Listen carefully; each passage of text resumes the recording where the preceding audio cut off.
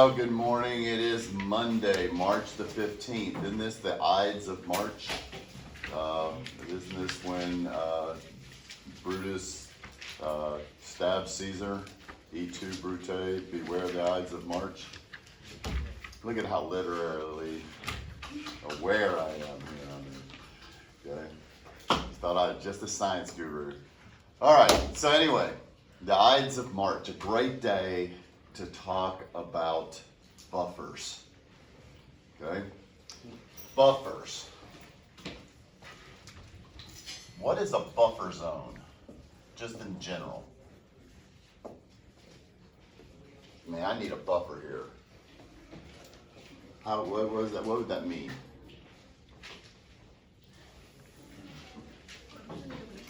Area of safety. What? Area of safety. An area of safety, kind of like a demilitarized zone, something that can handle any kind of change. You know, it kind of gives you a buffer. You know, so if one side gets angrier than the other, there's still not going to be a conflict.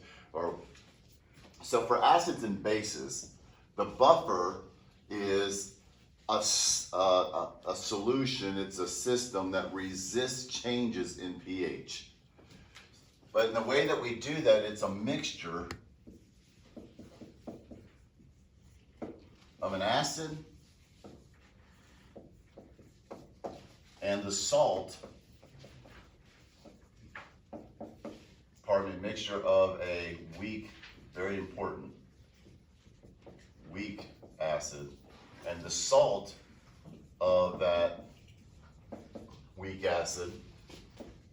And that salt is actually going to be the conjugate base.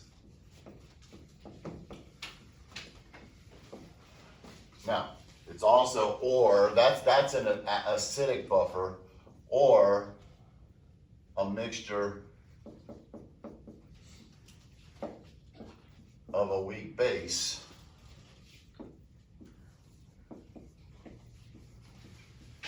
and the salt of the weak base. And the salt of the weak base is your conjugate acid. So in other words, we're mixing an acid with a base, putting both of them in there together. Now, if I just take any acid HX, it's going to dissociate into H plus X minus, but it's a weak acid, therefore Ka is less than 1. So what does that mean in terms of, let's just say it's acetic acid, where Ka is equal to 1.8 times 10 to the minus 5, if it happened to be acetic acid, the most common weak acid. What would that mean about the amount of HX compared to the amount of H plus and the amount of X minus? Which one's going to be in greater amount? HX, right? Because when it's this small, that means it's products over reactants. That means reactants are way bigger than products. So that means we have a whole lot of this and only an itty bitty little bit of this. And that's what makes a weak acid, is that you're generating some H plus, but not very much. Right?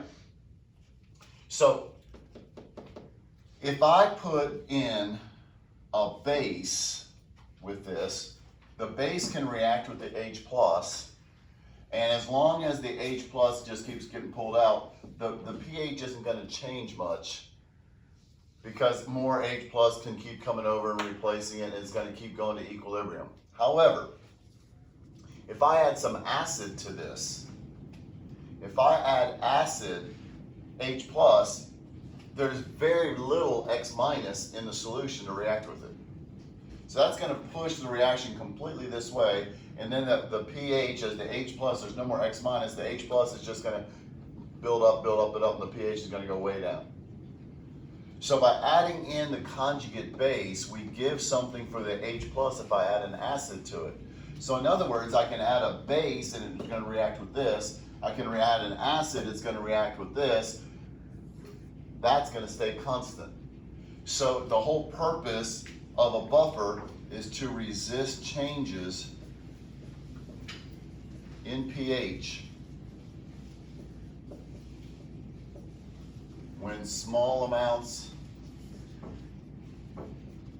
of strong acid or strong base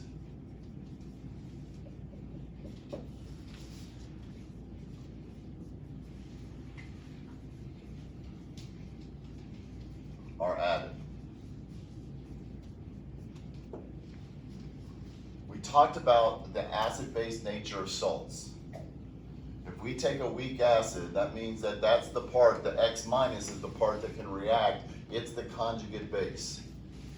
So if I'm doing a base,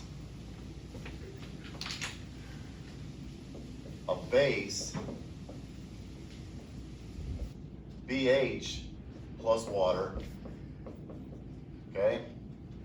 Let's just say this, B plus HOH will make BOH plus, that's not gonna be right, H plus. This would be the conjugate. Now if I add acid, the acid can react with the base. If I add base, it's gonna react with the H plus. I'm gonna have a mixture of both. That's the whole point of a buffer. It's really the same as a common ion problem.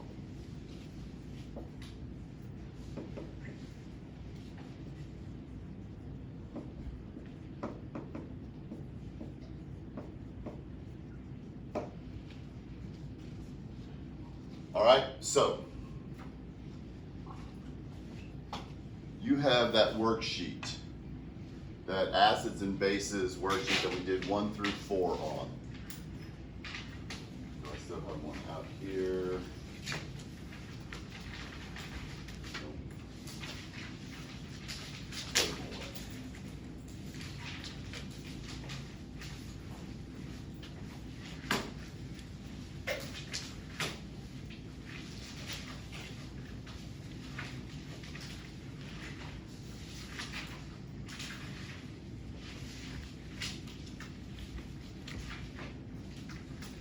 Let's look at number 6.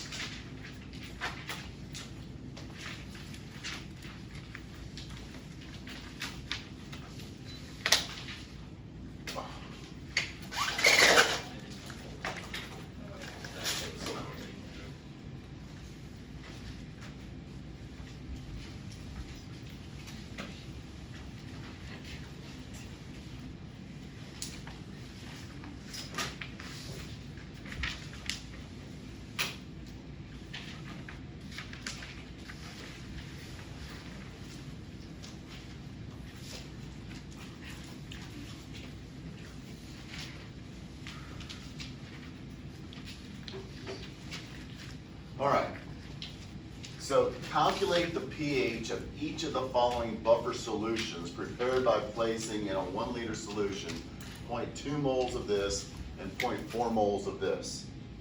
Now, NH3 is the weak base.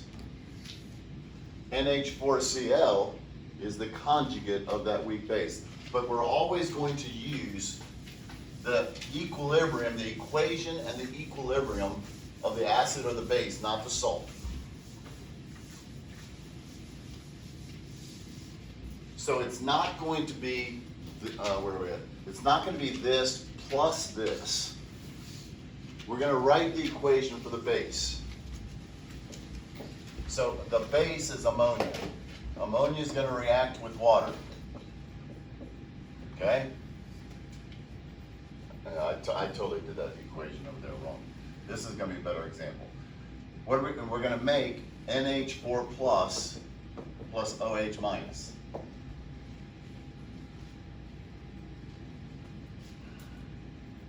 Aqueous, liquid, aqueous, aqueous.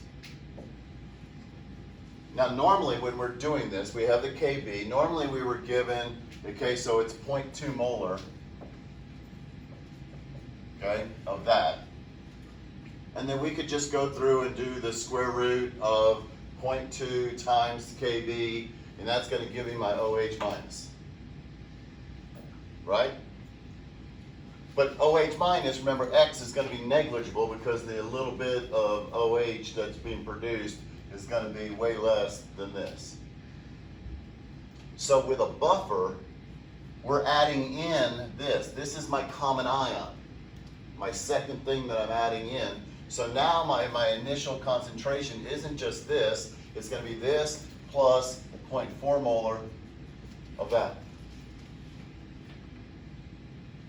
Okay? Just like we did with common ion problems in the previous unit. You have the NH4 plus is coming from two sources. It's coming from the little bit that's going to react with the water, plus the whole bunch extra that you're adding in with the ammonium chloride. Notice we're having to use the conjugate of this. I don't care about, yes, the Cl minus is there, but it's a spectator ion. It's not going to do anything, so we just totally ignore it. Okay? So it's always going to be the base and then the conjugate. So I now set this up just like always. I say Kb is equal to 1.8 times 10 to the minus 5 is going to equal 0.4. And this is going to be my change. It's going to be minus x plus x plus x. This is 0 plus x times x all over 0.2 minus x. But what are we going to get to assume on the x? X is negligible.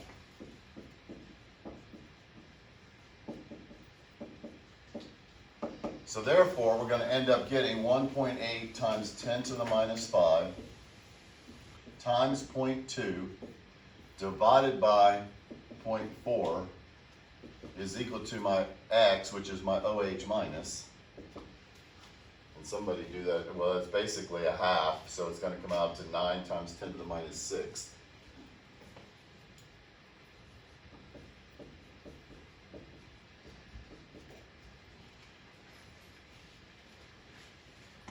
Right?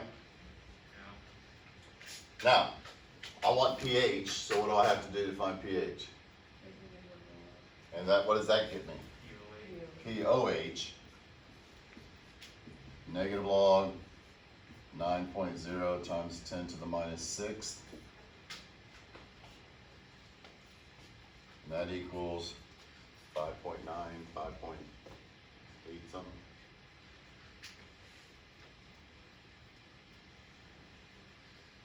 Anyone? Log of 9.0 times 10 to the minus 6.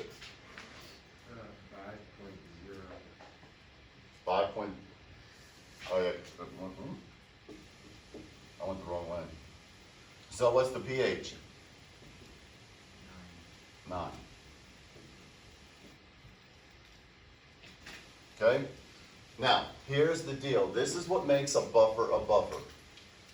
Now I have some base, weak base, and I have the conjugate, which is still a weak acid. So if I add in any more base, any more OH minus, it can react with the NH4 plus that I have extra in here now, and come back to here. This will go up, this will go down, but this will pretty much stay the same. So my pH won't change much. It will change a little bit. If I add base, the pH is going to go up some, but it's only going to go up a little bit. Resist big changes, you know, in small amounts. It's going to create that buffer. So when I'm adding a little bit of OH, it's going to come back because there's plenty of this for it to react with, when normally this wouldn't be there. And so add OH, the pH is just going to go way up super fast. If I add acid, H plus will react with the OH minus, pull that out of solution, but then it'll react and go right back. This will go down, this will go up, but this will pretty much stay the same. So a buffer is a mixture of the weak base, the conjugate of the weak base. It's a common ion, but you always write the equation. This is the key, and you probably need to write this down. Always use the equation, the equilibrium, for the acid or the base. The salt is always going to be the conjugate, the product over here. Students throughout all of the years of my long, illustrious career, they want to put NH3 plus NH4. They want to put them both on the same side. But it's the same acid or base equilibrium. You just are adding in a common ion over here of one of the products.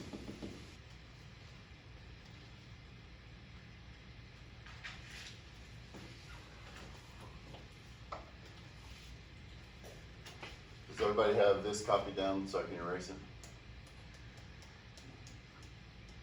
Yes? Get fired up, man. Come on. We're only 10 minutes in. We can do it. Come on.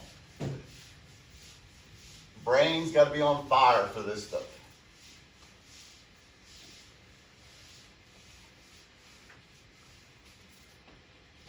So again, now, so if I have N2H4 and N2H5Cl, this is my base. This is the salt of my base, because it's going to be N2H5 plus and Cl minus. But I'm going to write the equilibrium, N2H4 plus water. It's going to make N2H5 plus OH minus.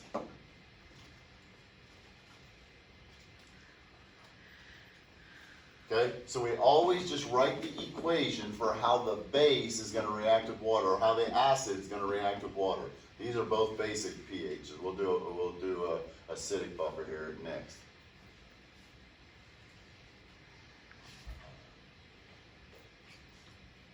So when I look at my initial concentration, the N2H4 is 0.15 molar. The N2H5 plus, and again, you got to just recognize that this is the salt, this is the common ion here. We just don't worry about the Cl, the negative thing. So this is going to be 0.10 molar, because it's all in 1 liter. Kb is given as 1.7 times 10 to the minus 6. What's that going to equal?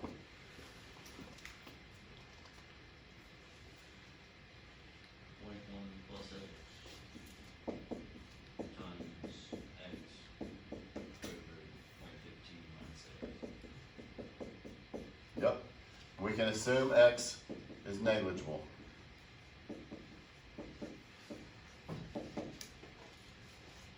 So 1.7 times 10 to the minus 6 times 0.15 divided by 0.10.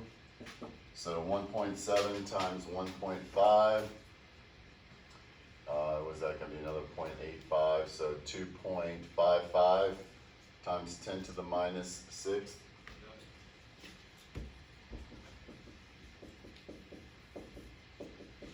That's equal to my OH minus. That's X. 0. So again, if you're doing your ice table, it's minus X plus X plus X. Okay, we did it all in our head, but this is if you're writing it down. So again, we did the same thing then. The POH is the negative log. 2.55 times 10 to the minus 6. What's the POH? 5.59, which makes the pH 8.41.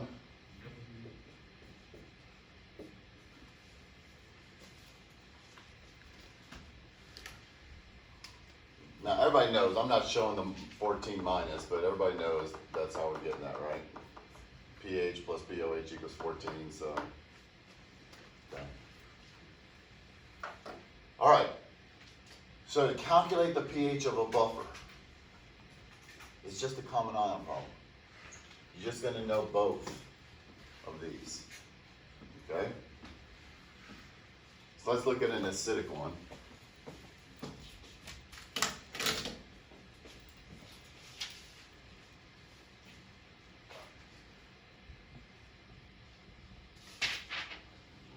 That's the basic one.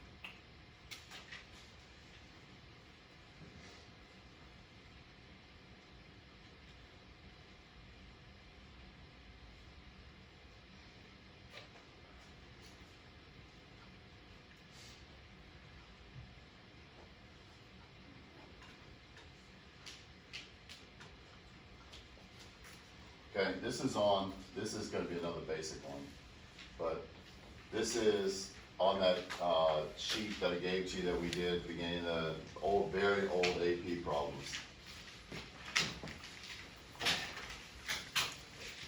So it says that methylamine is a weak base that reacts according to the equation above. So they gave you the equation. The value of the ionization constant is 5.25. Methylamine forms salts such as methylammonium nitrate. And so there's a C. There's a C right there. Okay? Calculate the hydroxide ion concentration of a 0.225 molar aqueous solution of methylamine. So what do we do on that? Are we talking about a buffer here? They just want the Kb, the OH minus of just this reaction. Okay? So how would we go about doing that? Go ahead and see if you can just do that right there in your notes.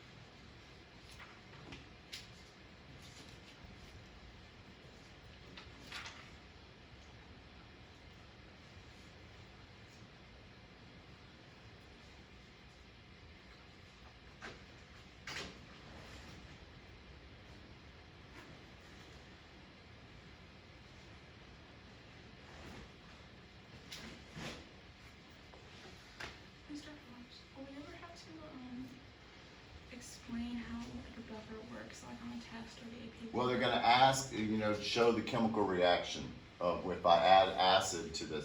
So if I added more base to this, the chemical reaction is going to be this plus this going to that.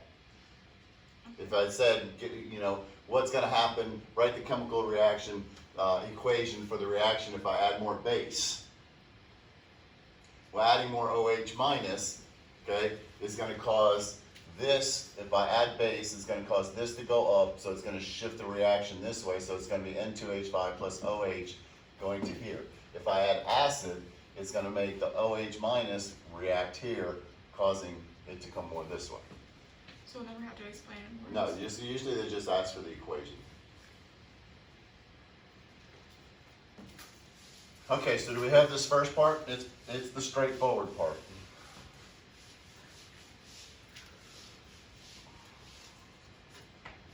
So methylamine, CH3, NH2, plus water, goes to CH3, NH3 plus OH minus. So my Kb is given as 5.25 times 10 to the minus 4th.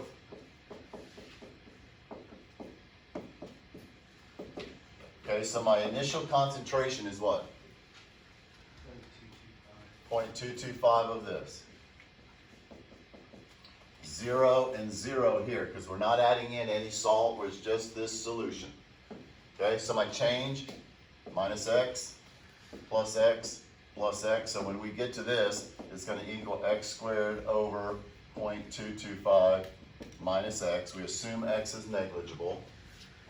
So OH minus is going to equal the square root 0.225 times 5.25, 10 to the minus 4th. OH minus equals 0.109. Okay, molar.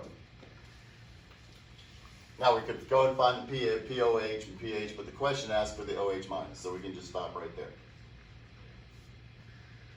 Okay? Now, calculate the pH of a solution. Now, it's the same by adding 0.1 moles of the solid ammonium nitrate to 120 milliliters of 0.225. What does it mean, assume no volume change?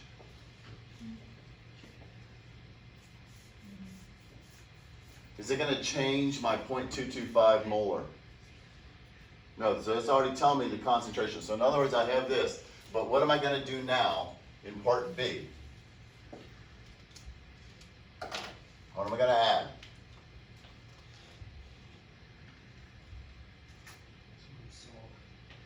I'm adding some of the methyl ammonium nitrate. So which, the methyl ammonium or the nitrate, is going to be a part of this equilibrium? The methyl ammonium, that's this one, right? So I'm adding in 0.1, right? 0.01. In 120 milliliters, or 0.120 liters. So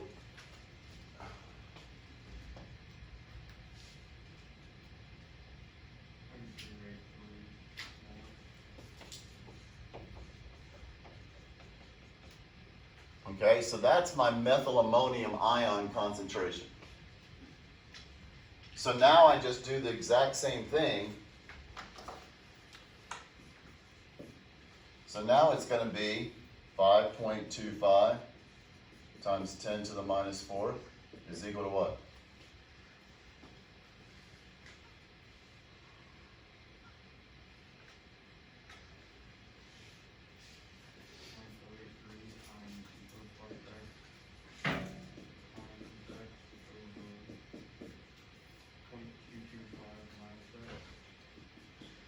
Okay.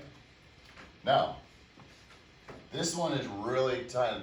We're gonna assume we can make the assumption because we're never gonna have to use quadratic equation. But this is 10 to the minus 2. This is 10 to the minus 4. So there's not a big, huge difference here between these. So x isn't gonna be necessarily totally insignificant. But for the sake of ease, we're just going to kind of assume x is negligible here. But again, you got to kind of always watch these values. If they're not, really it's supposed to be 10 to the third apart, but this is only 10 to the 2 apart.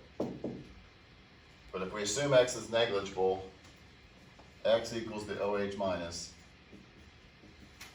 equals, now if somebody just do it without the x, okay, and then if someone on your fancy calculator can plug this in and do the solve function and see what x comes out to. So let's see how big of a difference it is. So give me the first one, somebody, where x is negligible.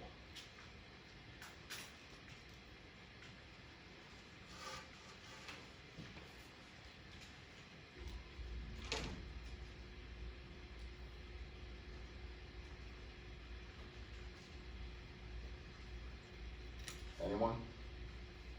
X is negligible. I got 1.42 times 10 to the negative third.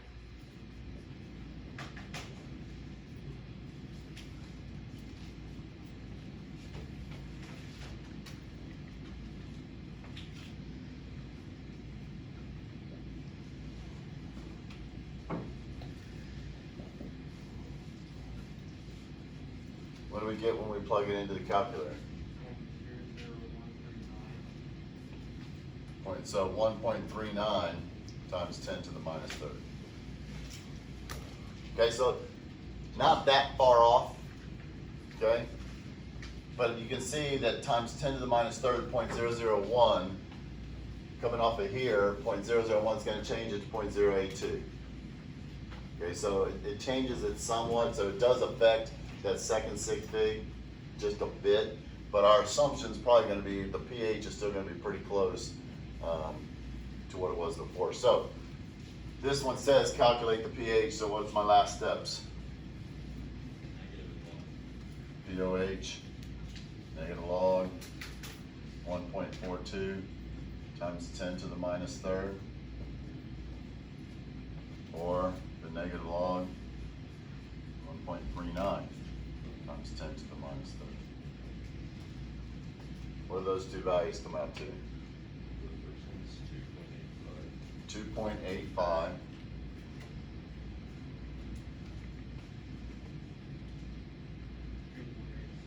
2.86. Okay? So that's, again, this is why we can assume X is negligible, because we're getting, we're almost exactly the same values, whether or not we use the X or we don't use the X. And that's really even when it's just a difference of 10 to the 2. Okay? So then pH is going to equal 9.15. Or 9.14, whichever one you want to choose. 11, that's what I said, 11. Now notice again, this is a base. If you put a base in the salt of the base, yes, it's a base in the conjugate acid, but if you put a base in the salt of the base, it's going to be a basic buffer. The pH is going to end up being above 7. If you put an acid and the salt of the weak acid, it's going to be an acidic buffer. It's going to be, the pH is going to be less than 7. Now, we don't have to worry about doing C and D on this. We're never going to ask a question like that anymore. All right.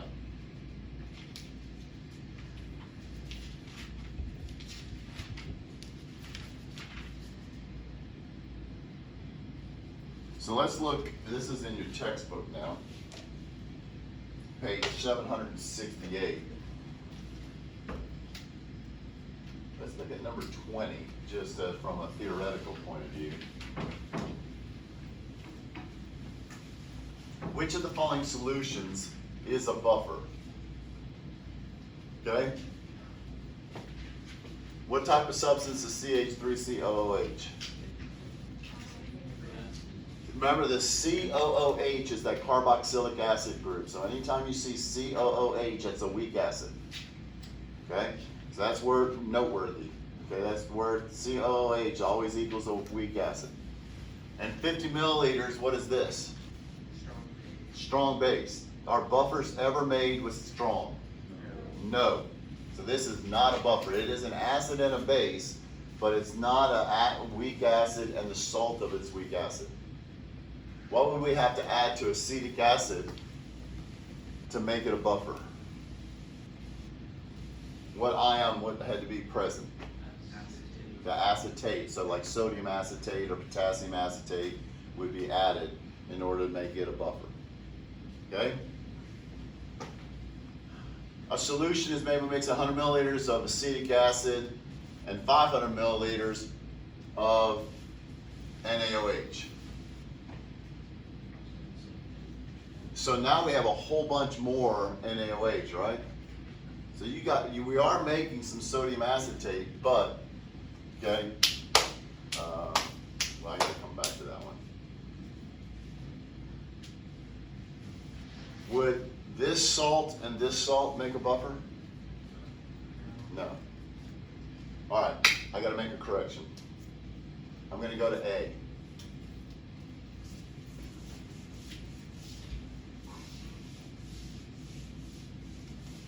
And we're gonna get into more of this when we get into titrations tomorrow. But if I have CH3, COOH, that's going to dissociate into CH3, COO minus plus H plus. Right?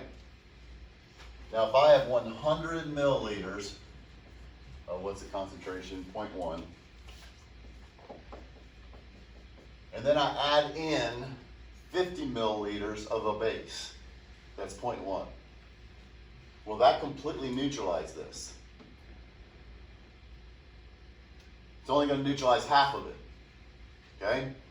And so by adding in my base, I'm taking this out. So this is going to go up and this is going to go down. So now I'm going to end up having half of this and half of this. I'm going to have equal concentrations of both. So this actually is gonna make the buffer when we're gonna learn in titrations, and I didn't realize it was jumping there when I looked at this question. But when we start doing titrations, we're gonna see that we're gonna make a buffer as we're going along in that neutralization process, because this is being converted into this. So we're starting, this is going down, this is going up, we're starting to get, you know, equal concentrations of both. And by the way, the best buffer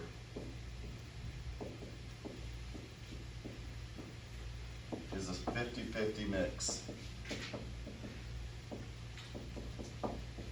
of acid and salt.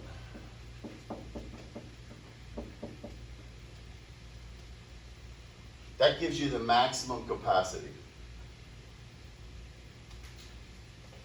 Now, there's an equation that Henderson, oh, shoot, I can never spell his name right, Hasselbach. I always want to do, what's this, the guy that was the singer, that was Kit and Knight Rider?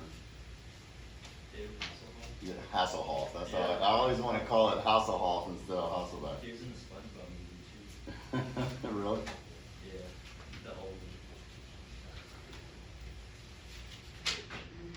I'm just going to try to remember how to spell his name. Hassel, it's Balch.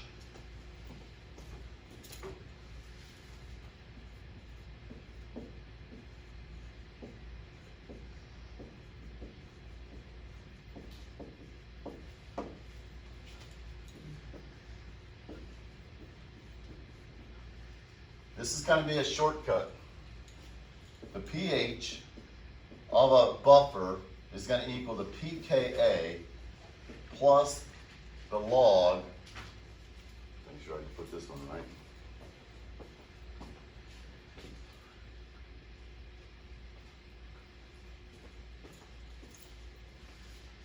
Of x minus all over hx. In other words, the salt over the acid. Now, what do you think pKa means?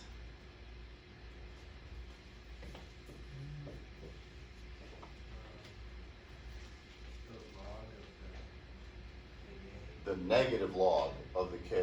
P in front always means the negative log.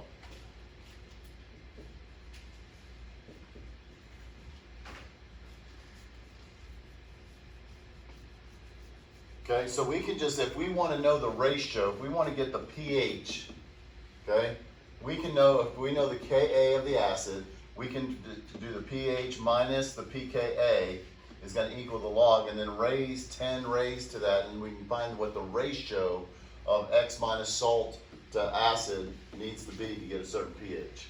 So you can always just kind of plug and chug. This is a different way of doing these exact same reactions. I prefer doing it with the equilibrium constant and the expression. But look at number 21. See if you can do 21A.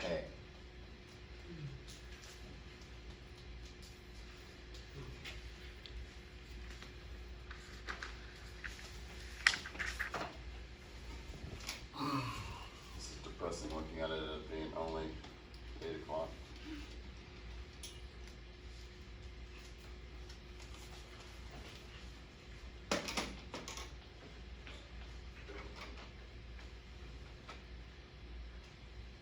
Is that straight up and down? A little bit right, isn't it?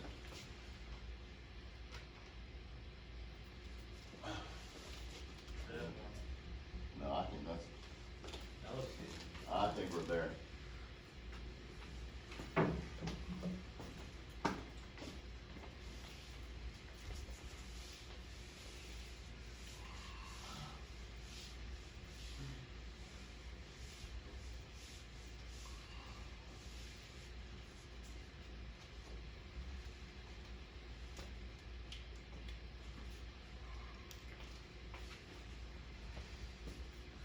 So many little nuances that go with this that I just keep throwing out kind of random thoughts in. By the way, you have to look up the Ka of lactic acid in the back of the book. You have to have the Ka in order to be able to do this. That's why you have to be sitting there staring, I don't know what to do. The Ka is gonna be given, you find in the back of the book, page 1103, I think, 1103, 1104. You have it right there, Hannah, what is the Ka? 1.4 times would be -4. -4? Yes. This is for lactic acid. All right, so that's given. All right, so now, maybe you have a little bit more of a clue.